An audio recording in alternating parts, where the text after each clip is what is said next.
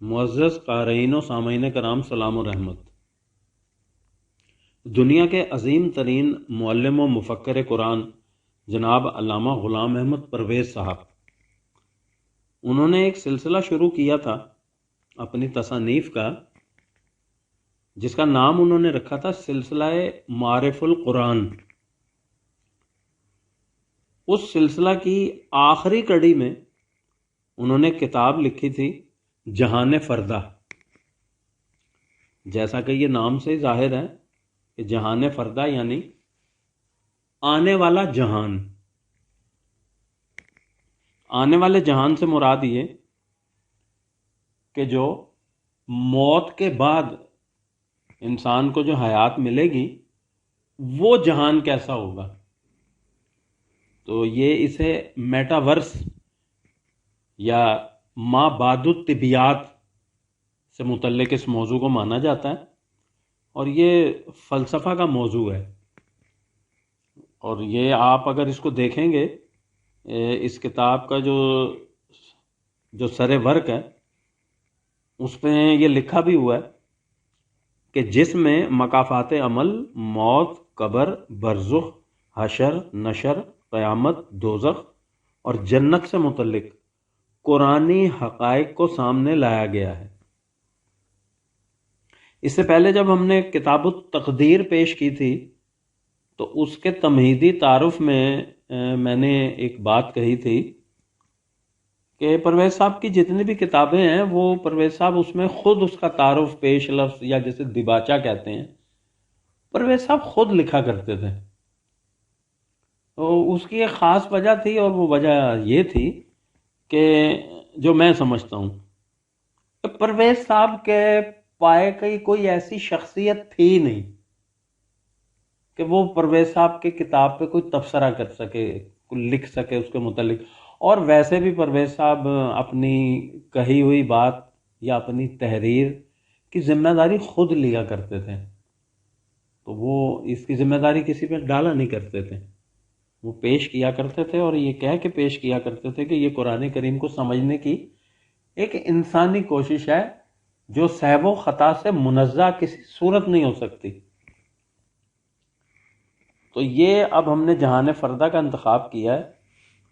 اسے کل 20 ابواب میں پرویز صاحب نے تقسیم کیا ہے، اور یہ کتاب سن 1960 میں پہلی مرتبہ شائع ہوئی تھی۔ تو یہ آپ اندازہ لگا لیں، اس کو لگ بھگ 60 سال کا عرصہ گزر گیا ہے، لیکن یہ موضوع ایسا ہے، اور پرویز صاحب کی تو تقریباً تمام کتابیں ہی ایسی ہیں، وہ کسی کو 60 سال ہو گئے ہیں، کسی کو 70 سال ہو گئے ہیں، کسی کو 50 سال ہو گئے ہیں، لیکن کیونکہ پرویز صاحب جو اکتساب علم جو کرتے تھے وہ کرتے تھے قرآن سے، تو قرآن تو کیونکہ ہر زمانے کے لیے ہے، تو اس لیے یہ پرویز صاحب کی فکر، یہ جتنا مرضی اس کو عرصہ گزر جائے، یہ نہ تو فرسودہ ہو سکتی ہے اور نہ یہ متروک ہو سکتی ہے۔ یہ دونوں باتیں ہیں۔ یہ ایک پرویز صاحب پہ اللہ کا بڑا احسان تھا، اور اس کی وجہ جو تھی وہ اللہ کی کتاب قرآن کریم تھی۔ تو میں اس کو شروع کرتا ہوں، میری تو خیر کیا حیثیت ہے، میں شروع کرتا ہوں۔ اس کا پیش لفظ بڑا ہی خوبصورت اور انتہائی حسین پیش لفظ میں وہ لکھتے ہیں کہ میری زندگی کا مقصد و منتہا قرآن کریم کو سمجھنے اور جو کچھ میں سمجھ سکوں اسے دوسروں تک پہنچانا ہے۔ سلسلہ معارف القرآن میری اسی کوشش کا ایک گوشہ ہے، جسے میں نے آج سے 30 سال پہلے شروع کیا تھا۔ یعنی یہ کتاب 1960 میں پہلی بار چھپ کے آئی تھی، تو اس سے 30 سال پیچھے آپ چلے جائیں۔ تو اس سلسلہ کی اس وقت تک حسب ذیل تصانیف شائع ہو چکی ہیں۔ نمبر 1، من و یزداں، اس میں خدا کا قرآنی تصور اور خدا اور بندے کا تعلق اس سے متعلق بتایا گیا ہے۔ نمبر 2، ابلیس و آدم، یعنی آدم یعنی انسان، ابلیس، ملائکہ، وحی اور رسالت کے متعلق قرآنی تصورات۔ نمبر 3، جوئے نور، حضرت نوح علیہ السلام سے حضرت شعیب علیہ السلام تک کے انبیاء کرام علیہم السلام کا تذکرہ جلیلہ۔ نمبر 4، برق طور، یہ صاحب ضرب قلیم اور مستبد قوتوں کے نمائندوں کی آویزش، یعنی داستان بنی اسرائیل۔ نمبر 5، شعلہ مستور، اس میں حضرت عیسیٰ علیہ السلام کے قوائف حیات درج کیے تھے۔ نمبر 6، معراج انسانیت، یہ تو بڑی ہی شعراء آفاق کتاب ہے، یعنی صاحب قرآن علیہ تحیۃ والسلام کی سیرت طیبہ قرآن کے آئینے میں۔ پھر 7ویں نمبر پہ انسان نے کیا سوچا، شاہکار کتاب۔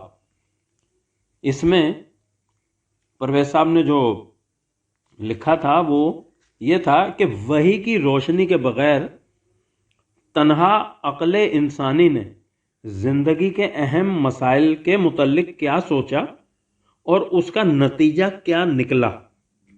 یہ ایک سوالیہ کتاب۔ تو اس کے جواب میں جو اس کا دوسرا حصہ تھا وہ نمبر 8 پہ اسلام کیا ہے، یعنی ایک تو وہ کہ وحی کی روشنی کے بغیر تنہا عقل انسانی نے زندگی کے اہم مسائل کے متعلق کیا سوچا اور اس کا کیا نتیجہ نکلا۔ اس کے جواب میں یہ بتایا تھا کہ قرآن کریم کے تجویز کردہ دین کا عملی نظام وہ کیا ہے۔ ان کے علاوہ کتاب التقدیر، لغات القرآن اور مفہوم القرآن کو بھی اسی سلسلہ کی کڑیاں سمجھنا چاہیے، جو میرے نزدیک مطالب فرقان کو براہ راست سمجھنے کے سلسلہ میں بڑی اہمیت رکھتی ہیں۔ اس سلسلہ کی آخری کڑی کا تعلق حیات آخرت سے تھا۔ اس کی اہمیت کا مجھے خود بھی احساس تھا، اور میری قرآنی فکر سے دل بستگی رکھنے والے احباب کے پیہم تقاضے اس احساس کو اور بھی شدید کیے جاتے تھے۔ للہ الحمد کہ میں اس فریضہ کی ادائیگی سے بھی سبکدوش ہو رہا ہوں۔ وذالک فضل اللہ یؤتیہ من یشاء۔ اب یہ پیش لفظ میں ہی ہے، یہ مختصر سا ایک صفحہ، یہ احباب بہت توجہ سے اور غور سے پڑھنے اور سننے والا ہے۔ وہ لکھتے ہیں، جیسا کہ ظاہر ہے اخروی زندگی اور اس کے تضمنات کا تعلق ما بعد الطبیعیات سے ہے،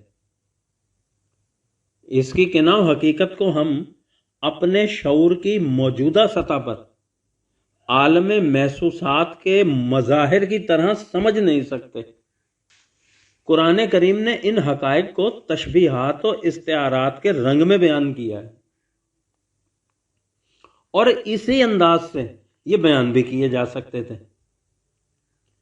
تشبیہات کو انسانی علم کی عام سطح اور ان پر غور کرنے والے کی فکری صلاحیت کے مطابق سمجھا جا سکتا ہے، اور ظاہر ہے کہ جن حقائق کو اس طرح سمجھا جائے ان کے مفہوم کو نہ تو حرف آخر قرار دیا جا سکتا ہے اور نہ ہی وہ کسی کے لیے سند و حجت بن سکتے ہیں۔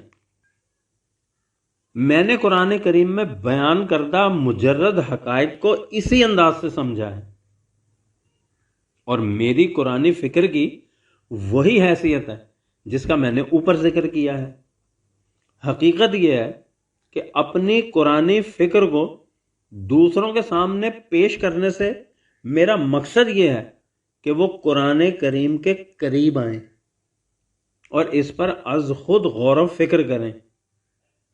وہ اس طرح تدبر فی القرآن سے اگر کسی ایسے نتیجہ پر پہنچیں جو میری فکر سے مختلف ہے، تو نہ صرف یہ کہ مجھے اس پر کوئی اعتراض نہیں ہوگا، بلکہ میں ان حقائق پر دوبارہ غور کروں گا۔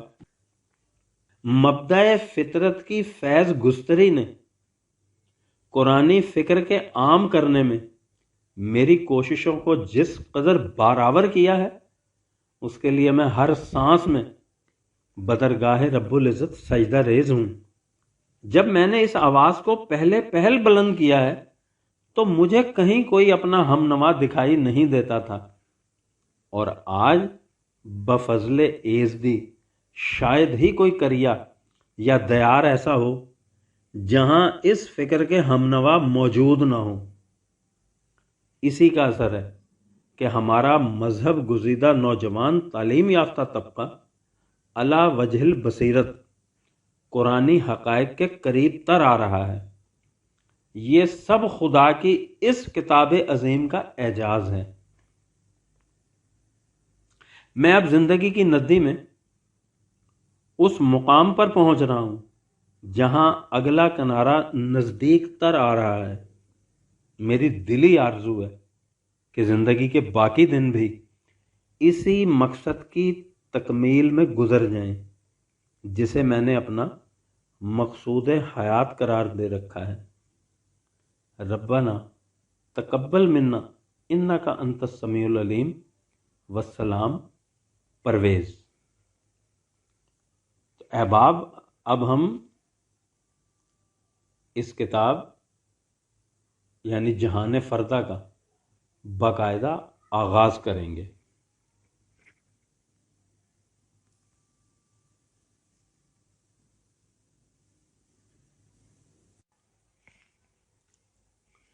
دنیا کے عظیم ترین مفکر و معلم قرآن جناب علامہ غلام احمد پرویز صاحب کی شاہکار کتاب جہان فردہ، اس کا پہلا باب اول پیش خدمت ہے۔ بسم اللہ الرحمن الرحیم۔ قانون مکافات عمل، وہ لکھتے ہیں دین کا سارا نظام قانون مکافات عمل کی بنیادوں پر استوار ہوتا ہے، اور حقیقت تو یہ ہے کہ سارا نظام کائنات ہی اسی محور کے گرد گردش کرتا ہے۔ یعنی قانون مکافات عمل کے معنی یہ ہیں کہ نمبر 1، خدا نے ہر کام کا ایک متعین نتیجہ مقرر کر رکھا ہے۔ مثلا اگر آگ پر پانی کی دیگچی رکھ دی جائے تو کچھ وقت کے بعد پانی گرم ہو جائے گا اور پھر کھولنے لگے گا، یا اگر ایک خاص مقدار میں سنکھیا کھا لیا جائے تو انسان مر جائے گا۔ یہ خدا کا مقرر کردہ قانون ہے۔ نمبر 2، انسان کا ہر عمل اپنا نتیجہ پیدا کر کے رہتا ہے۔ یہ قانون اٹل ہے جس میں کبھی تبدیلی نہیں ہو سکتی۔ سنت اللہ التی قد خلت من قبل ولن تجد لسنت اللہ تبدیلا۔ اس کے حوالے کے لیے دیکھیے 17 نمبر سورت کی 77 نمبر آیت، 35 نمبر سورت کی 43 نمبر آیت، اور 48 نمبر سورت کی 23 نمبر آیت۔ اسی کو قدرم مقدورہ بھی کہا گیا ہے۔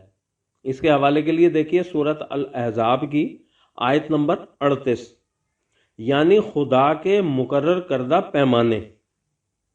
انہی پیمانوں کو عام اصطلاح میں قوانین خداوندی کہا جاتا ہے۔ جب یہ کہا جائے کہ خدا کے قوانین میں تبدیلی نہیں ہوتی تو عام ذہنی سطح کے لوگوں کی طرف سے یہ اعتراض کیا جاتا ہے کہ اس سے خدا کے قادر مطلق ہونے کی نفی ہوتی ہے۔ وہ اسی صورت میں قادر مطلق قرار پا سکتا ہے جب یہ سمجھا جائے کہ وہ سب کچھ کر سکتا ہے۔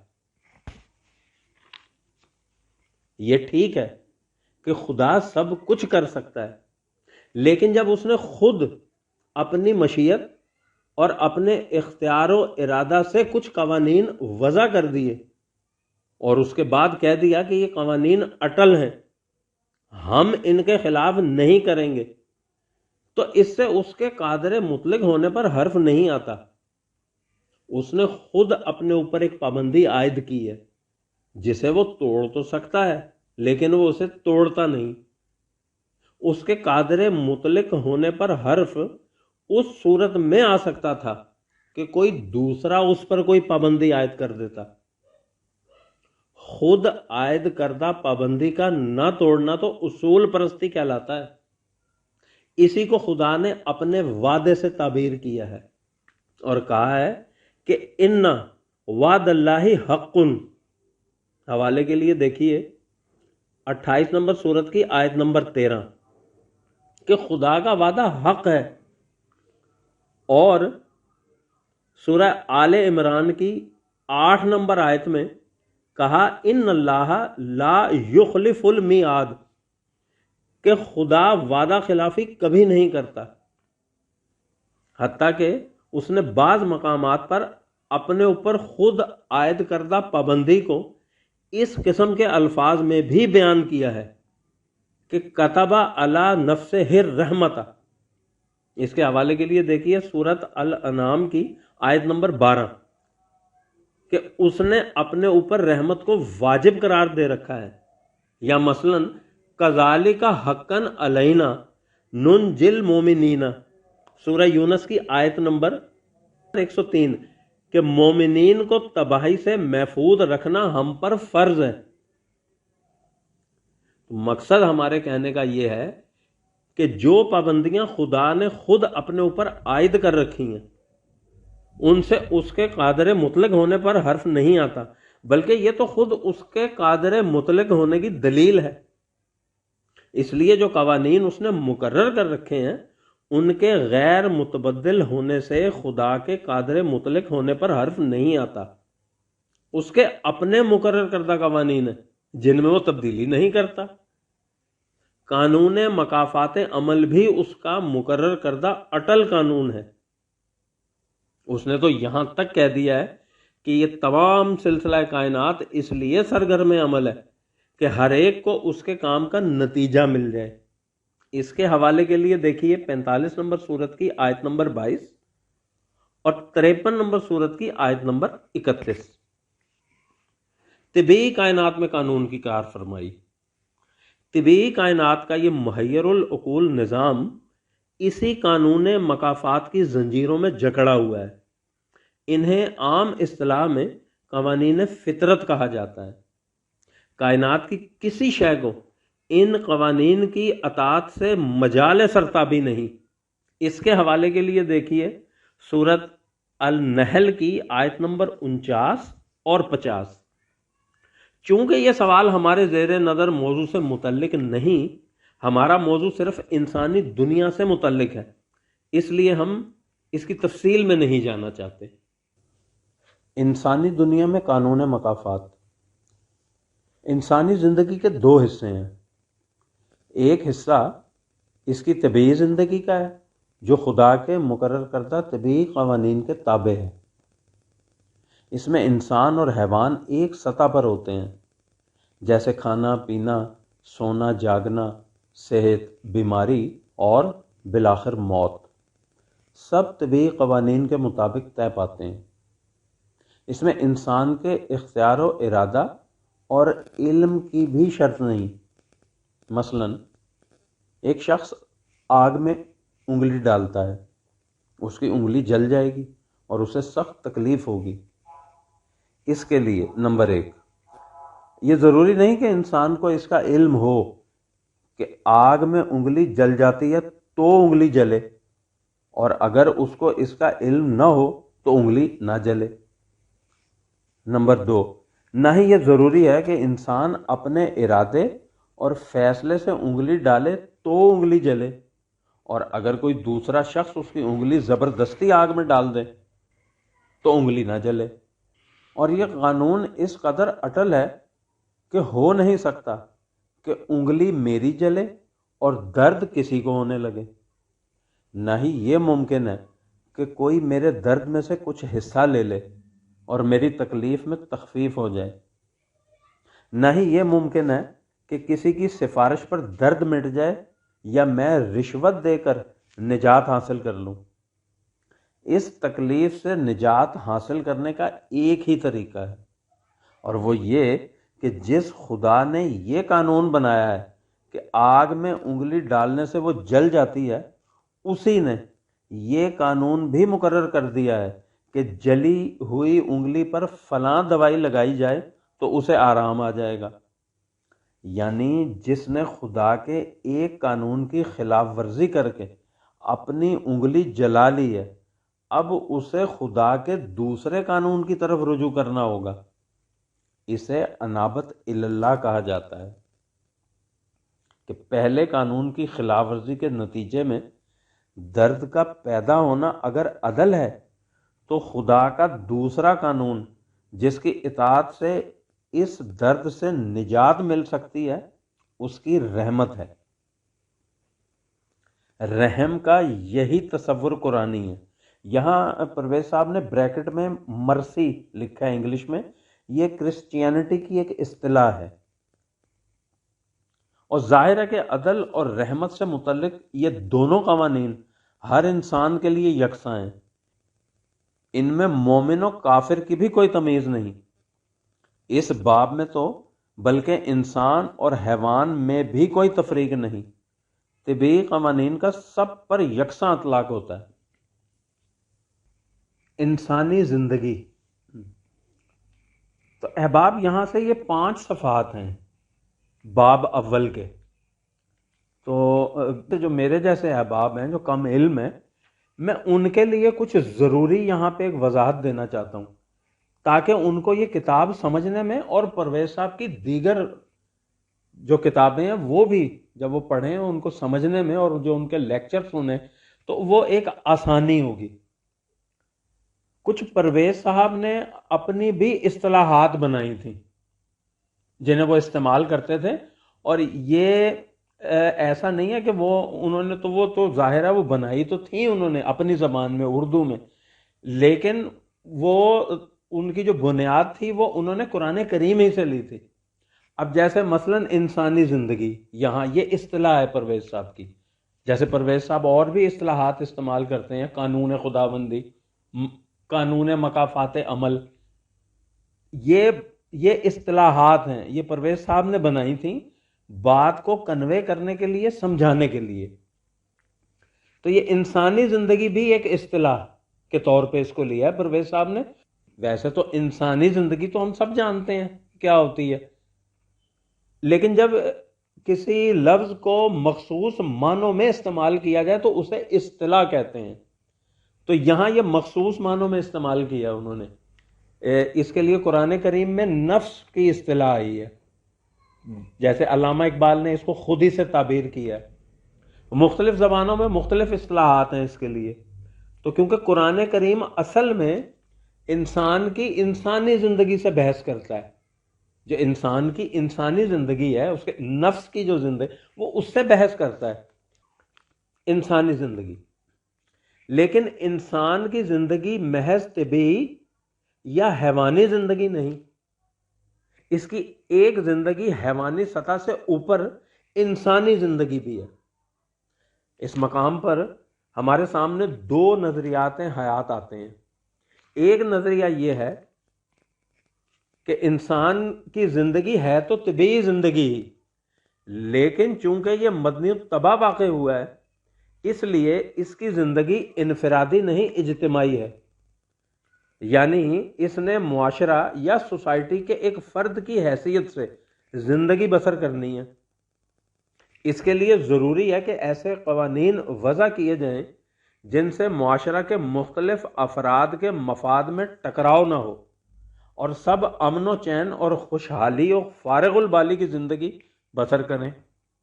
اس مقصد کے لیے سوسائٹی کچھ قوانین و ضوابط مرتب کرتی ہے جن کی پابندی سب افراد کے لیے ضروری ہے۔ جو ان قوانین کو توڑتا ہے معاشرہ اسے مجرم قرار دے کر قانون شکنی کی سزا دیتا ہے۔ اسے معاشرہ کا نظام عدل کہا جاتا ہے۔ یہ بھی در حقیقت قانون مکافات عمل ہی کی ایک شکل ہے، لیکن اس میں اور طبعی قوانین میں کچھ فرق ہے، اور وہ فرق بڑا اہم ہے۔ معاشرہ کے نظام عدل کی روح سے یہ ہو سکتا ہے کہ نمبر 1، ایک شخص قانون شکنی کرے لیکن نظام عدل کی گرفت میں نہ آئے۔ نمبر 2، گرفت میں آئے بھی تو کسی نہ کسی طرح اپنے جرم کی سزا پانے سے بچ جائے، رشوت سے، سفارش سے، فریب دہی سے، وغیرہ وغیرہ۔ جو شخص اس طرح قانون شکنی کی سزا سے محفوظ رہ جائے، اس میں اور اس شخص میں جس نے قانون شکنی نہیں کی تھی کوئی فرق نہیں رہتا۔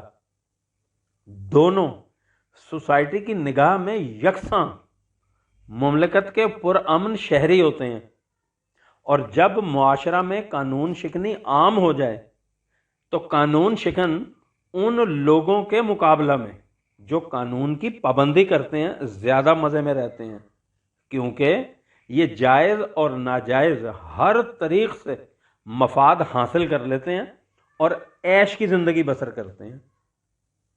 دوسرا نظریہ زندگی، اس کے برعکس دوسرا نظریہ زندگی یہ ہے کہ انسان کی زندگی محض طبیعی زندگی نہیں، اس میں حیات طبیعی کے علاوہ ایک اور شے بھی ہے جسے انسانی ذات کہا جاتا ہے۔ انسان کے ہر عمل کا اثر اس کی ذات پر پڑتا ہے، اچھے کام کا اچھا اثر، برے کام کا برا اثر۔ اس اثر یا نتیجہ سے انسان اپنی کاریگری یا پرکاری سے بچ نہیں سکتا۔ اس کے لیے نہ کسی دیکھنے والے کی ضرورت ہوتی ہے، نہ گرفتار کرنے والے کی حاجت، نہ کسی دنیاوی عدالت کے فیصلے کی ضرورت پڑتی ہے، نہ اس فیصلہ پر عمل کرانے والی انتظامیہ کی حاجت۔ یہ نتیجہ اسی طرح از خود مرتب ہو جاتا ہے جس طرح آگ میں انگلی ڈالنے سے انگلی جل جاتی ہے۔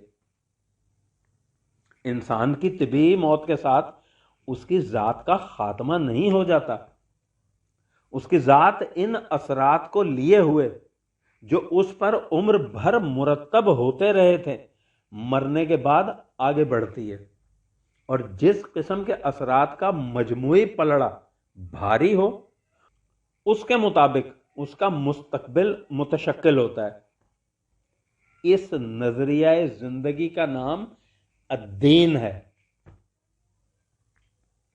دین بھی ایک معاشرہ متشکل کرتا ہے، کیونکہ معاشرہ سے باہر یعنی ایک فرد کی تجریدی زندگی میں، یعنی ایسی زندگی جس میں اسے کسی دوسرے انسان سے معاملہ نہ پڑے، اچھے اور برے کام کا سوال ہی پیدا نہیں ہوتا۔ اس سے ظاہر ہے کہ دین انسانی زندگی کے لیے جو قوانین دیتا ہے ان کا اثر بھی معاشرے پر پڑتا ہے، لیکن ان کا اثر صرف معاشرے پر ہی نہیں پڑتا، ان کا اثر خود اس فرد کی ذات پر بھی پڑتا ہے جو ان کا اتباع کرتا ہے یا ان کی خلاف ورزی کرتا ہے۔ مثلا نمبر 1، ایک شخص کسی کے ہاں چوری کرنے کا ارادہ کرتا ہے لیکن اس کا اسے موقع نہیں ملتا، یہ شخص معاشرہ کے نظام عدل کی روح سے مجرم نہیں قرار پائے گا، لیکن اس کی اس نیت یعنی ارادہ کا اثر اس کی ذات پر مرتب ہو جائے گا۔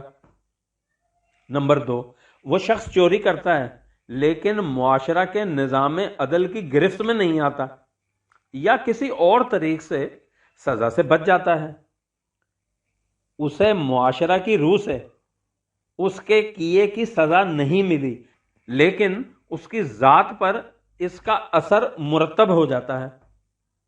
نمبر 3، اگر اس شخص کو اس کے جرم کی سزا مل جائے تو معاشرہ کے نظام عدل کی روح سے وہ اس کے بعد اس جرم کا مجرم متصور نہیں ہوگا، لیکن اس کا جو اثر اس کی ذات پر مرتب ہوا تھا اس سزا سے وہ اثر زائل نہیں ہوتا۔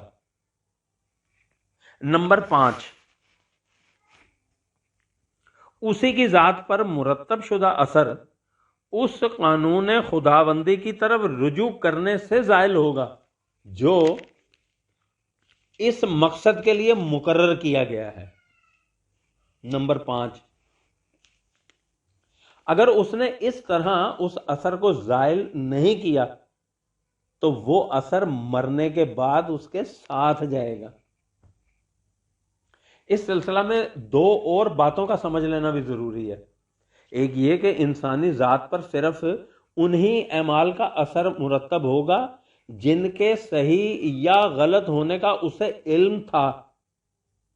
اگر ایک شخص تک یہ قانون پہنچا ہی نہیں یا اس کی ذہنی سطح ایسی نہیں جس سے وہ ان امور کو سمجھ سکے تو اس کی ذات پر ایسے اعمال کا اثر مرتب نہیں ہوگا. دوسرے یہ کہ اگر اس سے ایسا کام صحیح یا غلط مجبوراً کرایا گیا ہے تو پھر بھی اس کا اثر اس کی ذات پر مرتب نہیں ہوگا. قرآن کریم نے کہا ہے سورہ بقرہ کی آیت نمبر 286 میں یکلف اللہ نفسا الا وسعها. تو اس کا ایک مفہوم یہ بھی ہے کہ ایک شخص اپنے انہی اعمال کا ذمہ دار ہے جنہیں اس نے اپنے علم اور ارادے سے سر انجام دیا تھا. اب آپ افراد سے آگے بڑھ کر معاشرہ یا اقوام کی طرف آئیے. اس سلسلہ میں اس بنیادی نقطہ کا سمجھ لینا ضروری ہے کہ دین نام ہے فطرت کی قوتوں کو مسخر کر کے ان کے محاصل کو قوانین خداوندی کے مطابق تمام نوع انسان کی منفعت کے لیے صرف کرنے کا. فطرت کی قوتیں خدا کے مقرر کردہ طبعی قوانین کے مطابق عمل کرنے سے مسخر ہوں گی اور ان کے صحیح استعمال کے لیے ان قوانین کی ضرورت ہوگی جنہیں ہم نے انسانی زندگی سے متعلق بتایا ہے. انہیں ہم طبعی قوانین سے متمیز کرنے کے لیے مستقل اقدار کی اصطلاح سے تعبیر کریں گے. اس سے واضح ہے کہ نمبر 1 جو قوم طبعی قوانین کے مطابق تسخیر فطرت نہیں کرتی اس کی دنیاوی زندگی خوشحال نہیں ہو سکتی، اور جب اس نے فطرت کی قوتوں کو مسخر نہیں کیا تو انہیں مستقل اقدار کے مطابق صرف کرنے کا سوال ہی پیدا نہیں ہوگا. لہذا وہ قوم دین کے مطابق زندگی بسر نہیں کر سکتی. اس قوم کی یہ زندگی بھی تاریک ہوگی اور مستقبل کی زندگی بھی تاریک. لیکن اگر اس قوم میں ایسے افراد ہیں جو اس نہج زندگی سے مطمئن نہیں اور وہ کوشش کرتے ہیں کہ نظام معاشرہ میں ایسی تبدیلی پیدا ہو جائے جس سے وہ دین کے تقاضوں کے مطابق زندگی بسر کر سکیں، تو ان افراد کی موجودہ دنیا کی زندگی تو بالعموم مصائب و تکالیف میں گزرے گی، لیکن ان کی اگلی زندگی تابناک ہوگی. نمبر 2 جو قوم فطرت کی قوتوں کو مسخر کرتی ہے لیکن انہیں مستقل اقدار کے مطابق صرف نہیں کرتی، اسے اس دنیا میں سامان زیست کی فراوانیاں حاصل ہو جائیں گی لیکن اس کے افراد کی اخروی زندگی تاریک ہوگی. ہاں اگر اس قوم میں ایسے افراد ہیں جو نظام معاشرہ کو مستقل اقدار پر متشکل کرنے کی کوشش کرتے ہیں تو ان افراد کی حیات آخرت درخشندہ ہوگی. نمبر 3 جو قوم فطرت کی قوتوں کو مسخر کر کے انہیں مستقل اقدار کے مطابق صرف کرتی ہے اس کی حال کی زندگی بھی درخشندہ ہوتی ہے اور آخرت کی زندگی بھی تابندہ. یہ قوم اسلامی نظام کی حامل کہلائے گی. البتہ ان میں جو افراد ایسے ہوں گے جن پر اس نظام کے تابع زندگی بسر کرنا ناگوار گزرے گا اور وہ اس میں کرہن دن گزار رہے ہوں گے یا جو اس نظام کو الٹنے کی کوشش کریں گے ان کی آخرت کی زندگی تاریک ہوگی. قرآن کریم نے قانون مکافات عمل کے ان اجتماعی نتائج کو بھی بڑی وضاحت سے بیان کیا ہے. وہ کہتا ہے کہ نمبر 1 جو قوم فطرت کی قوتوں کو مسخر ہی نہیں کرتی ہو سکتا ہے کہ وہ اپنے اسلاف کے ترکہ پر چند دن کے لیے سامان زیست سے متمتع ہوتی رہے لیکن آخر الامر وہ تباہ ہو جائے گی. نمبر 2 جو قوم فطرت کی قوتوں کو مسخر تو کر لیتی ہے لیکن انہیں مستقل اقدار کے مطابق صرف نہیں کرتی اسے مفاد عاجلہ حاصل ہو جائیں گے لیکن ان کا نظام بھی آخر الامر بگڑ جائے گا اور وہ قوم تباہ ہو جائے گی. اس قسم کی تباہی کو وہ السعد سے تعبیر کرتا ہے، جس سے مراد کسی قوم کی زندگی میں انقلاب برپا ہونے کے ہیں۔ اس انقلاب کی مختلف شکلیں ہوتی ہیں۔ مثلا نمبر 1، کبھی ایسا ہوتا ہے کہ اس قوم کے غلط نظام کی وجہ سے اس میں اندرونی خرابیاں پیدا ہونی شروع ہو جاتی ہیں، جن کی وجہ سے اس میں حوادث ارضی و سماوی کے مقابلہ اور مدافعت کی سکت اور صلاحیت نہیں رہتی، اور یوں وہ قوم رفتہ رفتہ آمادہ بزوال ہو کر آخر الامر یا تو بالکل مٹ جاتی ہے اور یا اپنی قومی حیثیت کھو بیٹھتی ہے۔ نمبر 2، یا کوئی دوسری قوم جو اس قوم سے زیادہ طاقتور ہوتی ہے اسے اپنا مغلوب و محکوم بنا لیتی ہے۔ اس طرح اس کا قومی تشخص ختم ہو جاتا ہے۔ اگر یہ طاقتور قوم دین کے صحیح نظام کی حامل ہے تو وہ سابقہ قوم کے غلط نظام کی جگہ مستقل اقدار کا صحیح نظام متشکل کر دیتی ہے۔ اس طرح اس سابقہ قوم کے افراد کو احترام آدمیت کا مقام حاصل ہو جاتا ہے۔ لیکن اگر یہ نئی قوم محض قوت ہی میں بالادست ہے اور نظام ان کا بھی انسانیت سوز ہے تو پھر یہ قوم سابقہ قوم کے افراد کا کچومر نکال دیتی ہے، اور کچھ دنوں کے بعد ان کی اپنی حالت بھی ایسی ہی ہو جاتی ہے۔ قرآن کریم ان تباہ ہونے والی قوموں کی زندگی کو دنیاوی جہنم سے تعبیر کرتا ہے، اور جو معاشرہ مستقل اقدار کے مطابق متشکل ہوتا ہے اسے جنتی معاشرہ کہہ کر پکارتا ہے۔ یہاں کی جنت اور جہنم کی زندگی آگے بڑھ کر اخروی جنت اور جہنم کی زندگی بن جاتی ہے۔